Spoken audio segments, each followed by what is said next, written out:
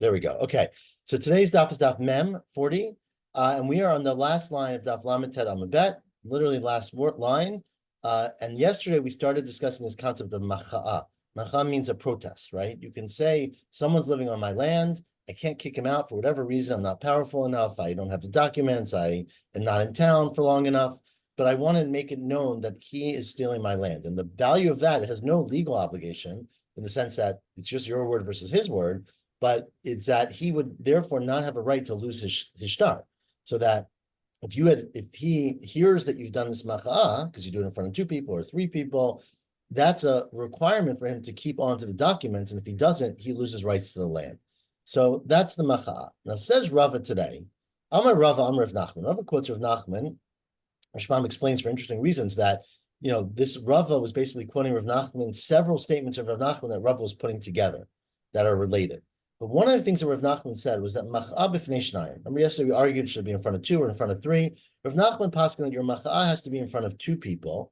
However, even if you don't ask them to do it, once you go to 2 people and say, Shimon is living on my land inappropriately, they can write that down in a document. Ve'ein sarach lomer ketova. Turn the page to daf mem. You don't have to say to them, write it down, because we assume that since it's in your favor for them to write it down, right? You, Reuven, are claiming Shimon's in your land inappropriately. So you're happy for them to document this, not just verbally, but to do it written in a more powerful way because it's to your advantage. And so even though you didn't say to them, please go write it down, we assume you want them to write it down. It's sort of the principle of zachin la'adam shelo b'fanav, right? We do something that's a favor for a person, even if they don't want us to or tell us they want to.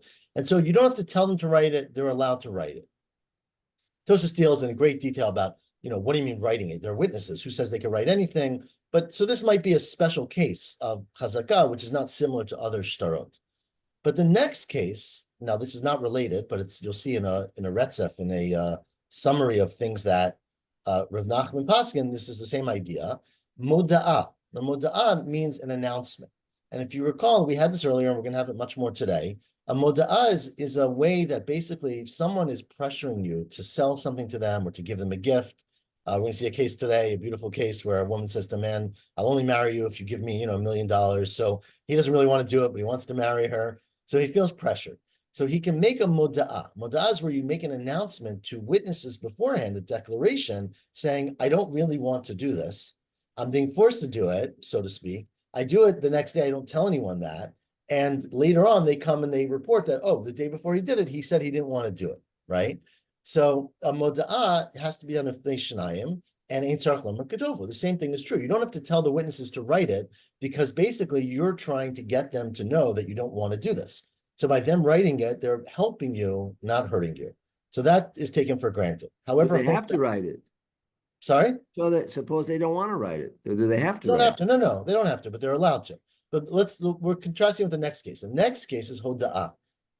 Hoda'ah is where you admit that you owe money, right? So Shimon comes to Reuven and says, you borrowed $100 from me. And I say, yes, it is true. I'll admit in front of witnesses, or you actually have the loan happening. I owe you $100. Now that's called a milva al peh. A milva al peh means I owe you money. But if you come to me 2 months later and say, where's my $100? And I have witnesses that you borrowed it, I can always say, well, I paid you back last week, right? Because you don't have to pay in front of Eidim. But if you write it down in a shtar, it's called a milva b'shtar, then you no longer can say that. And so therefore, it's not in my favor for the witnesses to write it down. So the Rashbam again points out, usually it's the malva who asks the witnesses to write it down, right?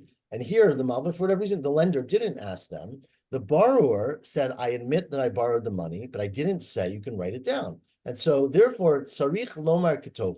If they want to write it down, they have to get his permission. Meaning he has to be saying, I'm admitting it in a way that I allow you to write this down. So that's the third halacha. The fourth halacha of Rav Nachman, the third line now, is kinyan.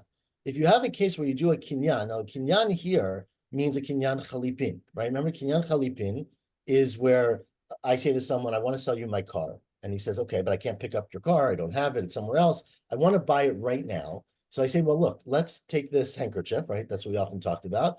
Pick up this handkerchief. And by you picking up the handkerchief, you acquire the car. Or me picking up, there's different ways of who does the chalipin. But says Rav Nachman, that has to happen b'fnei shnayim. No, it doesn't have to necessarily, but let's say it happens in front of 2. The Eino tzarich lomar ketova. You don't have to say ketova. You don't have to say write it down. And the witnesses are allowed to write this down. Now, Ruvain sold his car to Shimon, and we watched Shimon make the kinyan by doing the kinyan chalipin. The Gemara is going to ask in a minute that seems to go against the principle.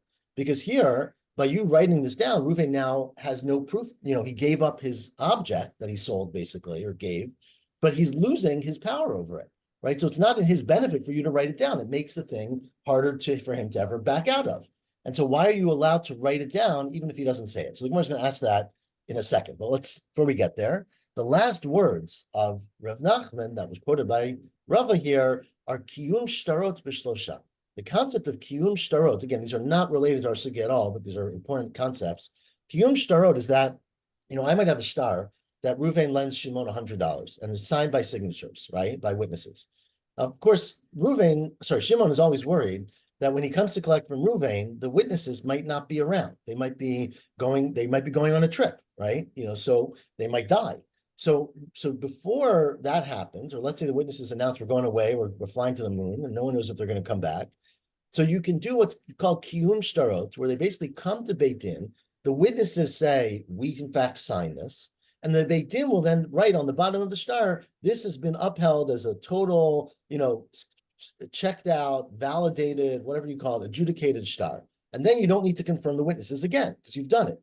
But doing that requires 3 judges. It's not witnesses. You need a Beit Din, basically. You need to establish the facts, which requires 3, which is a Beit Din. So that is the fourth halacha of maybe it's the 5th even, of Rav Nachman.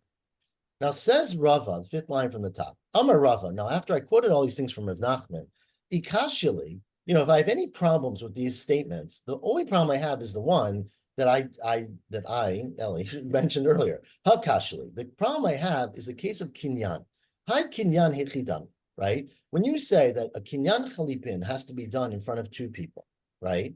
So, but they can write down in a shtar right away. So I don't understand. If you're viewing this kinyan chalipin in front of other people as being basically an act of court, and that's why once something is done in court, you're allowed to write it down because it is, very official, basically. So if you're viewing it as a maseh bedin, well, then you should need 3 people, the baitlata. Then if it has to be done as a court case, basically, you should have to do it in front of 3 people in order for them to be able to write it down. And in lo maseh beitin dami, and if it's not something that's considered to be a maseh beitin, meaning a finalized, official, signed and sealed transaction, so amayin tzarich lomer ketovo. Why don't you have to say to them, I'm okay with you writing it down? Because again, by you writing it down, you are weakening my ownership position. And so unless I give you permission, you're not allowed to do it. But the only exception we could think of is if it was a maseh beitin. But if it was a maseh beitin, you need to have 3 people in front of it to be a Beit Din. So that was Rava's problem with this halacha of Rav Nachman. What was the problem of writing it down, though? Why would that be a problem? Because by writing it down, you make it more official. So unless I give you permission, unless I say, I agree to this, you're not allowed to do something that harms me without my permission. How is it harming? The harm is that I might want to back out of the transaction or question the transaction, and now you're going to be able to prove that in fact it actually happened. So it weakens my position vis-a-vis my property, right? I have a weaker ownership now because I not only did I say in front of people I'm giving it to you, which is a verbal commitment, but I actually wrote it down, which makes it stronger. Says the Gemara, Batra debai. After Rava asked the question, Hadar Pashte. Rava then sort of resolved it for himself by understanding Rav Nachman's thinking. And he says, in fact, the olam lav kemaseh beitin dami. The truth is, it's not a maseh beitin. It's not as if you officially, formally sealed this deal in court and that basically you need 3 people there to be judges. But the reason that when you do kinyan chalipin in front of 2 witnesses, you're allowed to let the witnesses write it down even if you don't give them permission. The reason you don't have to tell them that it's okay for you to write it down is mishum destam kinyan lektiva omed. Says Rava, I understood that what Rav Nachman was teaching us is that, in fact, the whole idea of kinyan chalipin, as opposed to other kinyanim, remember, kinyan chalipin is a very unique kinyan in many ways, but one way is because it happens immediately, right? So unlike other kinyanim where I sell you something, you have to go pick the thing up or pull it or get into your reshut in order to own it. Kinyan chalipin, the moment you pick up the sudar, you own the thing wherever it is. And so basically, in some ways, is, I wouldn't say more powerful, but more immediate as a kinyan, and it's meant to have no sort of recourse to back out of it and to change your mind later and to undo things. You're saying, let's do it now, and I'll give it to you immediately. And so because of that, you basically, as part of this, what Rava understood from Rav Nachman, as part of that kinyan, you accept, I am giving it to you in actuality, like, in real immediacy, and therefore you're allowed to write it down. So it's an assumption, of course, but it's an assumption in the kinyan, and that's how Rava understood Rav Nachman's halacha. Again, not a little bit of a side point. We brought this because we wanted to talk about the first thing about the moda'ah, about the argument, sorry. Now, as we're on the topic of moda'ah, we'll get into, I said we're going to get more into this. We're 4 lines in the bottom.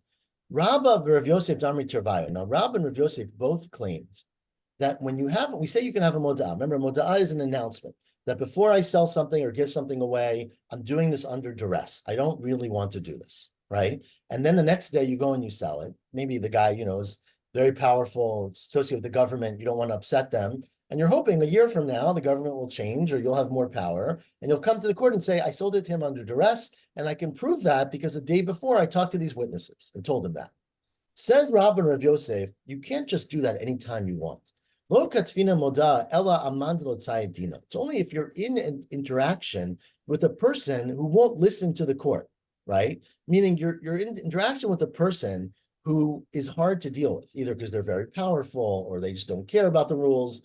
And so therefore, by you going to them to court and saying, I don't want to sell this thing, this person is forcing me, the guy will still force you.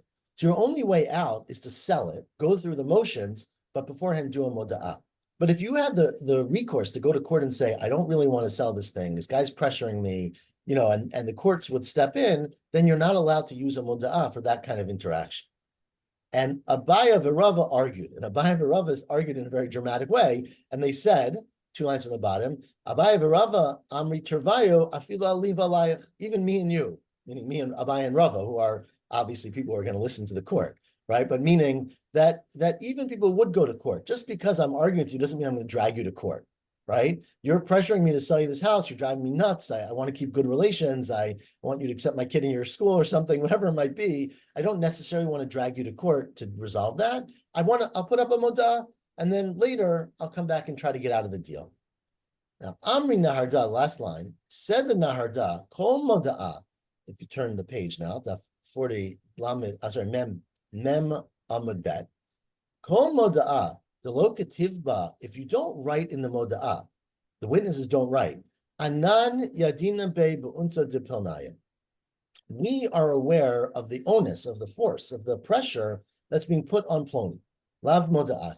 It's not a moda'ah, meaning, if a person, Reuven goes to these 2 witnesses and says, Shimon is pressuring me to sell the field. I don't want to do it, but I feel like I have to do it. I want you to know, and I want you to write down in a star, let's say, right? You don't have to get their permission. You're allowed to write it even without saying it. I want you to write in a star that I told you that Shimon was pressuring me. And they write in a star, Reuven came and said, Shimon was pressuring him and he doesn't want to sell the field, right? That's not a modah.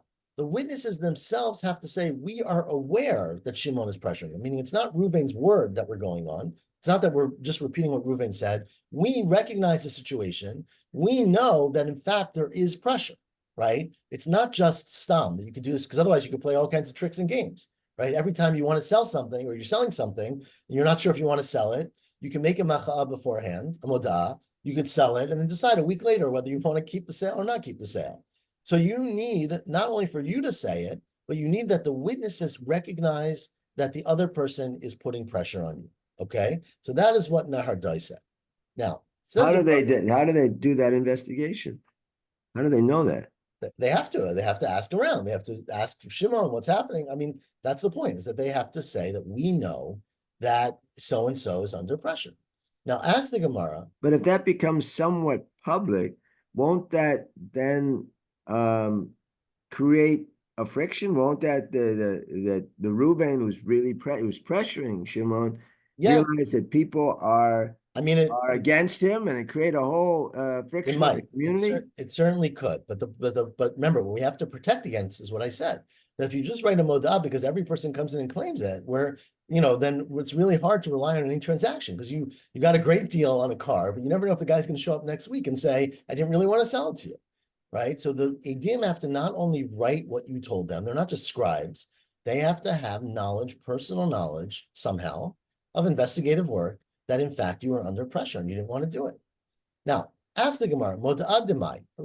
I understand this interesting rule of Naharda, right? That's you said it? Yeah, Nahardai. But what do you mean a mod'ah of what? What are you talking about? Like, what's the act that you're saying? Idigito demantanta, right? If it's talking about something where you're not being essentially, there's no transaction, I would say, right? Like a get. A person divorces a woman, right, his wife, but he beforehand feels like I'm being pressured into doing this. Everyone's making me do it. I'm going to announce beforehand that I'm not going to announce. I'm going to put down in documents I don't want to do it.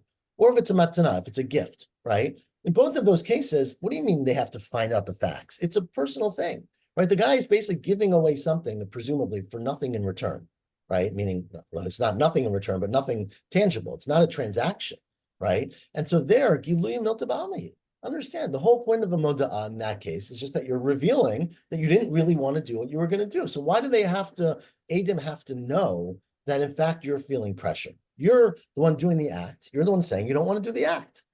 Idizvina. Now, if you're talking about a sale where it's a little bit different, right? In a sale, I'm selling you my car for $1,000. So on the surface of it, it seems like a good deal, right? Or a reasonable deal. The witnesses come, they investigate and find out, oh, you didn't really want to sell it. The guy's pressuring you to do it. And so now you understand that although the transaction looks like a valid transaction, it's done under duress, right? So that's where the witnesses have to verify. However, Hamar Rava, but Rava himself said, now it's not clear why Rava would be such a big question in the Hardai, but let's just say that we're going like Rava. Rava said, Lo katfinan moda azvina, that in fact you don't write a moda'ah on a sale. You never write a moda'ah on a sale. Right? A modah is only true by a gift or a get or something like that, or a Yerusha or things like that. In a sale, you never can write a modah. If you sell something to someone, you can never back out and say, he forced me to sell it to him. The fact that you chose to sell it to him is a sale. Says the Gemara, no. In fact, the Olam Dizvina. It would seem to be the opposite, actually. Yeah, and I mean, logically, it would seem to just I would think it would be the opposite. With a sale, that could be under duress. But a gift, that's up to what. Where's the duress there? Okay, let's answer the Gemara though. The Olam, because it's more nuanced. Disvina. In fact, it is a sale, and the reality is that it's much more complicated than that. Rava does admit sometimes by a sale that it could be under duress, right? And that if it's under duress and you make a moda'ah, that counts as a good moda'ah. What's the case where Rava would admit? Modi Rava hecha de'anis. Rava admits a case where we can demonstrably prove that you were under pressure to sell this thing. And what's an example of a case where Rava would agree? Kima'ased de Pardesa, like a story of the vineyard. Now, what's the story of the Pardes means like an orchard, right? What's the story of the orchard? And this, remember, is a case that this gets back to our Bava Batra, Dahu Gavra, right? We had a case. There was a man, the Mashkein Pardesa the Chavri the Tlachshnim. There was a man who gave a mashkon of a Pardes to his friend for 3 years. I mean, he borrowed money, $30,000. And he said, remember, we've had this many times, go mashkanta desura, right? You can take my field as a guarantor that I'm going to up for this loan. You stay on the field for 3 years. And at the end of 3 years, you basically get $10,000 worth of money every year out of it. That's the rate. And you give the field back to me. So you get the field for 3 years. Okay. Now, Batra ta'achla tlachne chazaka. Now, 3 years are up. And the Reuven goes back to Shimon. Right, Reuven borrowed the money. Shimon is living on his field. So after 3 years, Shimon actually went to Reuven. He said, look, the 3 years are up. I'm supposed to give you back the field now. But you know what? I love this field. I built beautiful crops. I built a whole fence. I have a house on the field. I want the field. I'm a nice guy. I'll give you market value for the field. Okay? If you sell this field to me, mutav, everyone's happy. I will pay you. I'm the nice guy. I love this field. I'll give you the money, whatever it costs. But Elo, if you don't want to sell me the field, because you don't have to, right? It's your field. You know what I'm going to do? I will kavishne l'shtar mashkanta. I will hide the document that says that I'm on this as a guarantor. right? And when you come to court and say to the court, get Shimon off my field, you know what I'm going to say? I'll say, what do you mean? I've been living here for 3 years. I bought it from you 3 years ago. Lakucha hi biyadi. And of course, I don't have a star that I bought it from you, but it's 3 years. And remember, 3 years, I can say I lost my star. And so Shimon comes through and says, I'm making you a deal you can't refuse, right? I am going to buy your field. And if you won't sell it to me, I'll steal your field. And I have every, not legal, halachic right, of course it's stealing, but I have every legal right because court's going to let me keep it. So that's what Shimon said to Ruvain. And Ruvain realized that he's really in a bad situation, right? Because what's he going to do, right?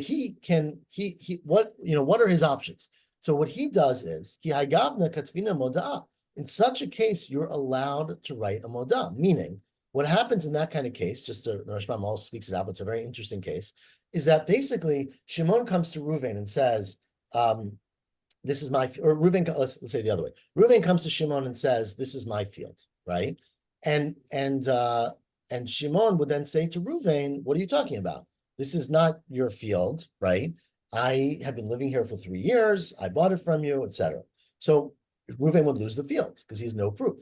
So instead, what Reuven does is he goes to Shimon. He says, okay, I'm willing to sell you the field.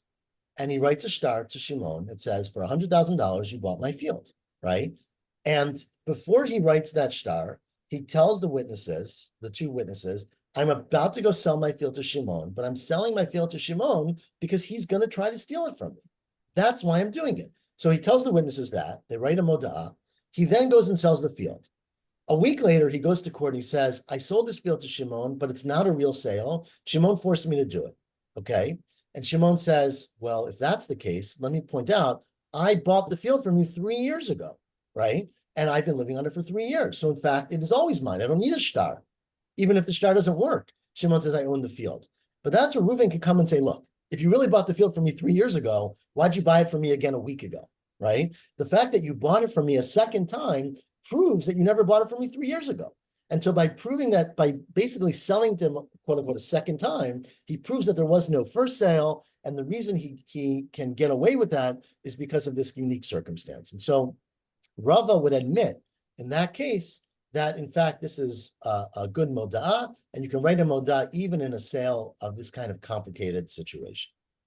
If he had a copy of this, of their original agreement with the loan, of course he gave that to you changed Reuven and Shimon in the middle, but if if the lender whatever or the borrower again, very confusing. But if there were copies, each person had a copy of the original agreement. I agree with you. This would all been avoided. I 100% agree with you. And if they documented it in the central registry, that would be helpful too. But whatever the case, that's the case. Anyways, we have to continue because I unfortunately do have to run. So let's continue.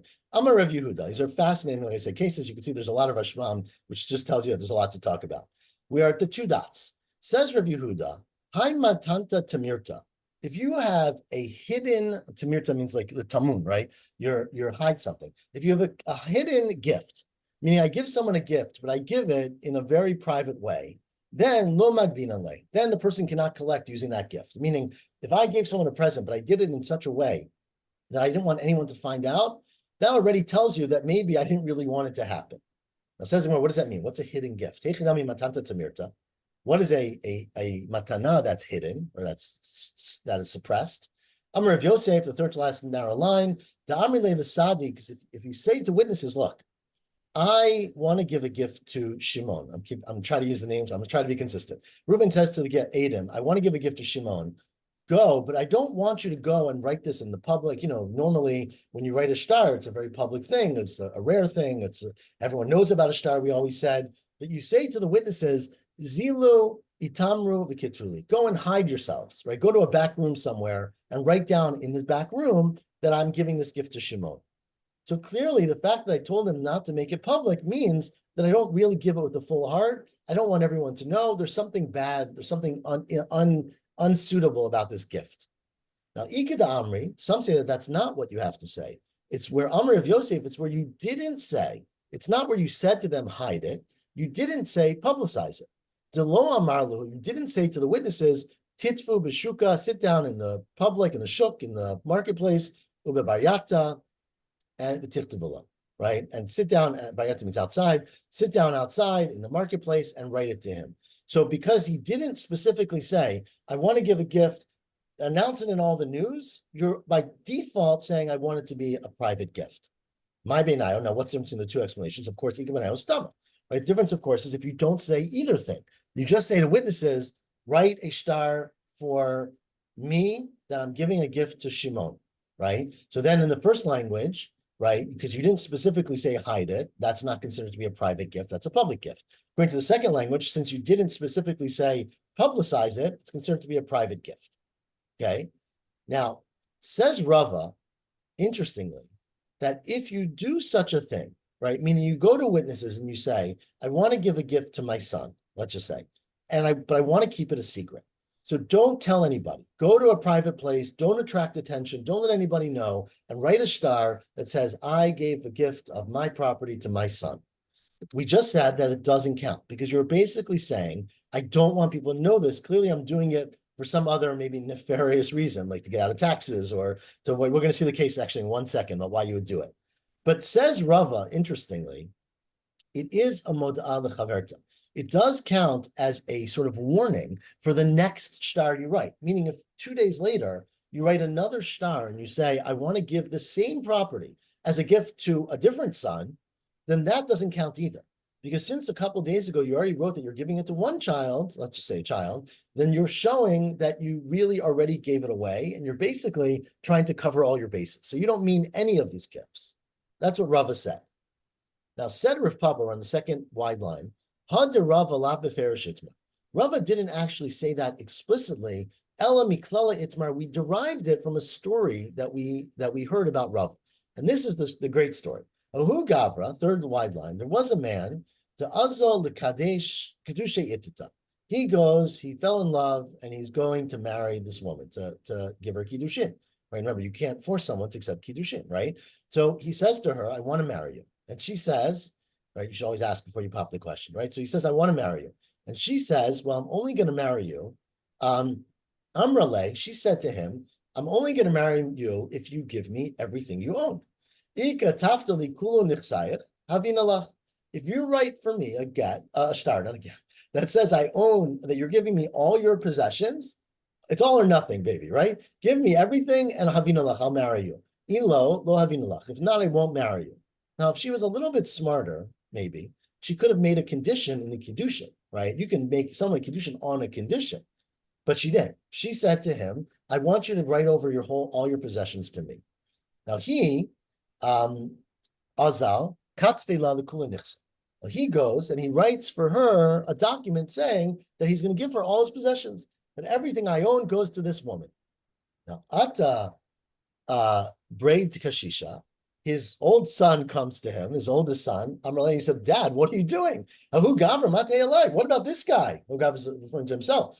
Me, your children, your son, what's going to happen to us? You give everything to your new wife, right? This is an age-old problem. Then what's going to happen to our Yerusha?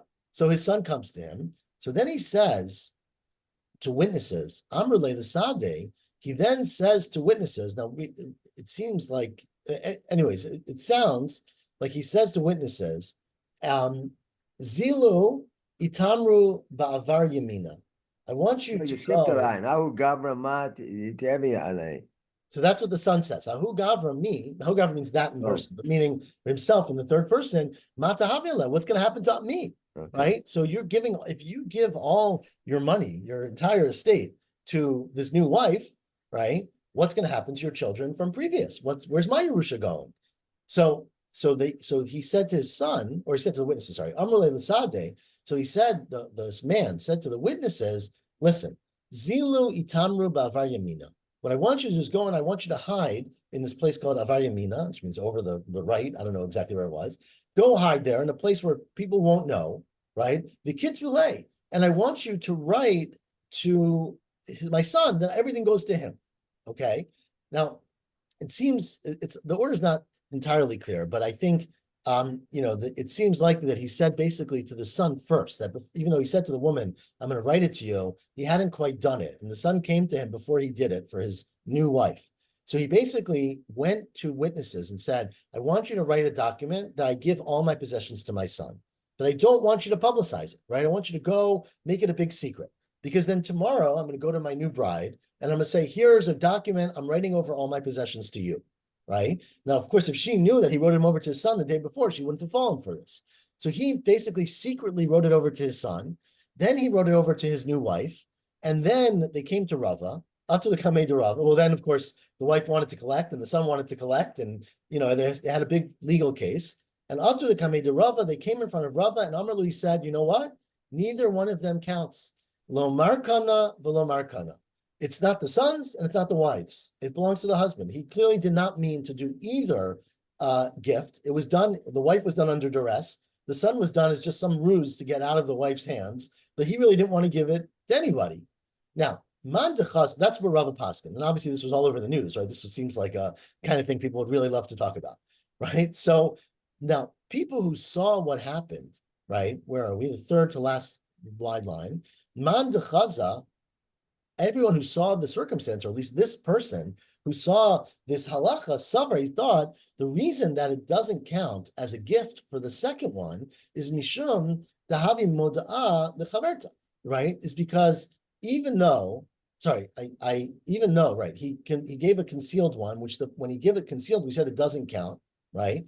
So, but because when he gave it to the son, he gave it in a hidden way, right? So we said if you give a hidden gift, it doesn't count. So he clearly gave it to the son in a hidden way. He said to the witnesses, go to a private place and write it down. So it doesn't count as a gift to the son. But Rava then seems to think that it does count as a statement saying the subsequent gift I give is not a good gift either. And that's what they thought to conclude. But answers the Gemara Lohi, that's not necessarily the correct conclusion. Because Hatam, in that case, it's clear, Mukha Milta de Machmat Unsu de Katafla. It's very clear in this case, not that because he wrote to the son first, what he writes to the wife doesn't count. In this case, it's clear that he's writing it to the wife because she gave him an ultimatum, right? Everybody knows about the ultimatum. She clearly pressured him and said, I will only marry you if you give me all your money. So in that case, we don't need the son's thing to be a proof that he didn't really want to give it to the wife. We know he didn't really want to give it to the wife, right? Aval but it's possible in other circumstances, right, that you write a shtar to someone, you don't really want to sell it to them, so you say to the witnesses, go and write it in private, and then a week later you write it to somebody else. It doesn't prove that you don't want to sell it to the second person. Aval in a regular case, maybe you want to give it to the second person or hand it or gift it. It could be that for one person you want to sell it, and one person you don't want to sell it. So it really doesn't prove one way or the other from the case of Rava, because the case of Rava was a unique case where it was very clear that he didn't want to give it to the wife. He also clearly didn't want to give it to the son because he made it happen private. And so therefore, neither one of them is koneh. Now let's just do the last few lines. What would be the situation where he would have it?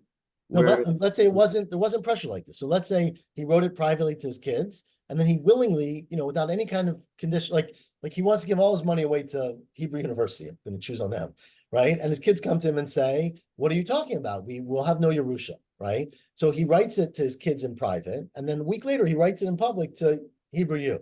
So there's no clear pressure for him to do it. So you would, in fact, trust the second one and not trust the first one in such a case.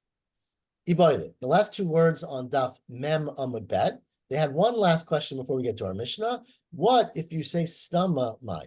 What if you say in a document, right? Rashi and Rashba, I'm sorry, I keep saying, understands that this is a case where, right, Rav Yosef said earlier that if you do it stam, meaning the question is, do you have to say specifically, I want you to write this gift down in public in order for it to be a gift? Or you not have to say, I don't want you to make it, I want you to make it private, right? So what if you just write a gift stam? So does that mean you want it to be public and therefore it's a good gift or not? So Ravina Amar Lo Chashinan, Ravina says, no, you don't have to worry. If a person gives a gift and the only way it's going to count is if they say, I want it to be public. And Rav Ashi says, you are Chashinan, that the fact that you didn't say, go hide it means maybe I do want it to be public. And Hilchata Chashinan, the halacha is that we are Choshesh, and in fact, you really wanted to give the gift. And so we are worried for that. Now, it doesn't mean we prove it, but it means we're chashinan, and therefore, if you write it stam, you have to assume that you wanted to give it as a gift. What's the difference again? That's a little unclear. You remember we had a machloket earlier about what you have to write for something to count. So there was one opinion was as long as you write in the star, I want you to write this, write a star for me that I'm giving a gift to Shimon. That as long as you don't write in the star, right, and don't hide it, as long as you don't say hide it, it counts. The other opinion was that in order for a star to count, you have to write in the star, I want you to go into the public and tell everybody and write this gift that I gave it to Shimon, right? In order for it to count. So the question is, what if you don't write either? You don't write, do it in public, and you don't write, hide it. You just did it stam. So that's the machloket, or you worry about it, or you don't worry about it. And the halacha is that you do worry, then in fact it is a good star. And I mean, chashina means, I said the opposite. Chashina means you worry that he didn't really mean to do it. And therefore that maybe it's not a good star and you'd have to prove. So really, the halacha is that you're supposed to write in your star, and which is probably what we do, that I want you to give this as a gift and tell it in public in order for it to really count as a gift. We're going to stop here at the Mishnah. I apologize that was a little fast today, but I do have to run. And wish you all a wonderful week. It's Rosh Chodesh tonight, Rosh Chodesh Menachem Av, but we will meet again next Motzei Shabbat. Hope. Shavua Tova.